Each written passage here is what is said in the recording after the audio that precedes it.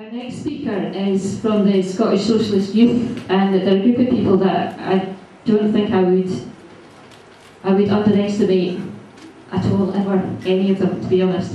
They're not a scary bunch, they're generally a very lovely bunch, but they're so good at their thinking at the moment. I actually think that the chances are the rest of us will sound obsolete quite soon and they'll just step into the breach. So that's what I think might happen. The young woman who's going to speak just now, Joanne Kelly, I suggest you take a look at her face now and remember it, because you'll be seeing a lot more of it, I imagine. That's just my thought, my hunch. This is Joanne Kelly from the SSY.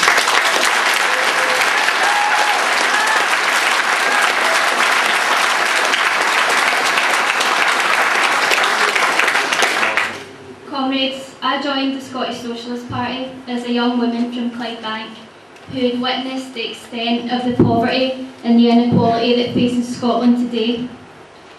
The SSP was the only party for me that stood with the workers and fought for better conditions in our communities and internationally. I'm proud to say that I'm still a member of that party. The Scottish Socialist Party to me means honesty and integrity.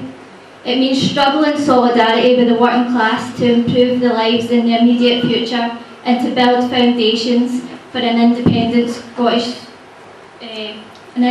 socialist Scotland. This is an opinion that's been echoed by the majority members of the SSY. We believe that the current situation is an opportunity. Comrades, this is our chance to make history. This is now the time to learn from past mistakes, to start fresh with new ideas, to talk about new educational methods and techniques, and to start building solid foundations for future generations of socialists to work on. During the last 2 years, the party's been dragged into difficulties, which has ultimately resulted in members losing enthusiasm and energy. For too long now, we've had to concentrate on internal matters instead of getting our teeth into campaigns, which is what we do best. However, in contrast to this, the Scottish Socialist Youth has saw itself grow over the last 2 years, both in terms of membership and politically. We've thrown ourselves into campaigns, and in return this has boosted enthusiasm and morale, and we now feel that we can bring that back to the SSP. One of the most important successes of the SSY, I feel, has been the formation of the women's group. This started about this time a year ago when we all met to discuss our ideas and politics, and now I feel like it is an important part of the SSY and the Scottish Socialist Party. Far from being a gender-obsessed discussion group, we are a bunch of militant young women who are getting ready to shake the establishment.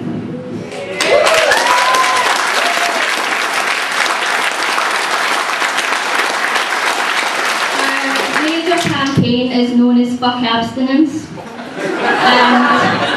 It comes from our anger at the way schools teach abstinence as if it's a form of contraception. We feel like this lets down working class young women.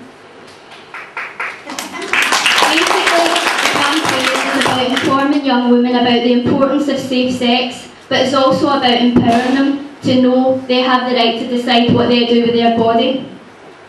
Our proposal is to go around schools handing packs to females that contain, among other things, a reproductive rights card, which SSY women have now produced, and a condom. This might seem controversial, but like the Scottish Socialist Party, we are not prepared to mimic the right-wing rhetoric of the media and church groups. We are only interested in improving the lives of young women.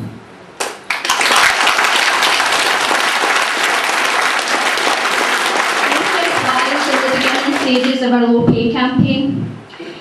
Workers' rights is a key demand at a time when trade unions have been come under sustained attack. Employment contracts have been casualised and we're now told that we can't expect a job for life. This makes young workers appear to be apathetic. However, SSYs now produce workers' right cards which inform young workers of the conditions they can expect to get from their employers.